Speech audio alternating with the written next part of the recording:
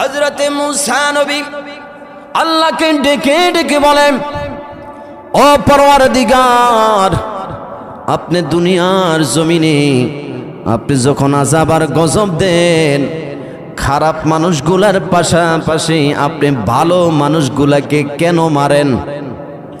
এই কথা বলে মুসা নবী আল্লাহর কাছে প্রশ্ন করল। আমার আল্লাহ ডাক দেয়া কয়, মুসা রে, এই প্রশ্নের জবাব আমি এখন তোমাকে দেব না, এই প্রশ্নের জবাব তুমি নিজে নিজেই পেয়ে যাবা। আল্লাহু আকবার।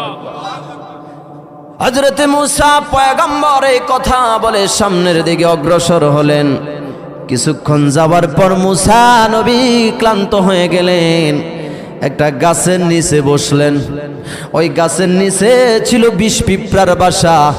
কি পিঁপড়া? বিষ পিঁপড়ার কামড় কেউ খাইছেন? অনেক মজা নাকি? অনেক ব্যথা। মুসা নবীর পায়ের মধ্যে একটা বিষ পিঁপড়া কামড় দিয়েছে। মুসা নবী রাগ হয়ে ওই বিষ পিঁপড়ার বাসাটাকে খুঁজে খুঁজে বিষ পিঁপড়ার বাসাটাকে পেলেন। পাওয়ার পরে মুসা নবী পা দিয়ে সমস্ত বিষ পিঁপড়ার বাসাটাকে পিষে শেষ করে দিলেন, বংশটাকে নির্বংশ করে দিলেন। আমার আল্লাহ ডাক দেয়া বলে, ও মুসা, তোমাকে কামড় দিয়েছে মাত্র একটা পিঁপড়া, তুমি সবগুলা পিঁপড়াকে কেন মারলা? জবাব দাও। মুসা নবী থমকে গেল। মুসা নবীর কোনো উত্তর নাই। আমার আল্লাহ ডাক দেয়া বলেন, ও মুসা, দুনিয়ার জমিনে আমি আল্লাহ যখন আযাব আর গজব দিই, আমি আল্লাহ বেছে বেছে দিতে পারি না। আমি আল্লাহ তখন সবাইকে একসাথে আমি আল্লাহ ধ্বংস করে দিই।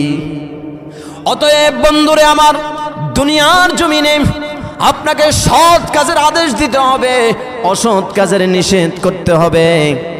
একমাত্র আল্লাহর উপরে ঈমান আনয়ন করতে হবে। জোরে বলেন কার উপরে? আরো জোরে বলেন কার উপরে? আল্লাহর উপরে। আজকে আলেমরা সমাজের মধ্যে হক কথা বলে, আলেমরা সমাজের মধ্যে কোরআন হাদিসের কথা বলে, সুদ ঘুষের বিরুদ্ধে কথা বলে।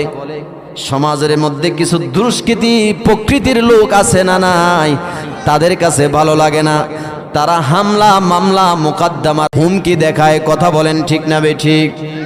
আমার বন্ধুরে মনে রাখবেন, বাস্তবে ইসলামের পক্ষে যদি আপনি থাকেন, আপনার উপরে বিপদ আসবেই, এটাই স্বাভাবিক। কথা বলেন ঠিক না বেঠিক?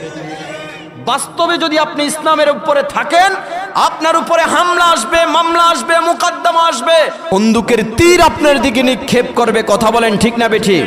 এই কথাটা বুঝবার জন্য সময় খুব সংকীর্ণ। এই কথাটা বুঝবার জন্য আমি আপনাদেরকে একটা উদাহরণ দিই। কেউ যদি কলম দিয়ে কাগজের মধ্যে আগুন লেখে, কাগজটা কি পুড়ে যাবে?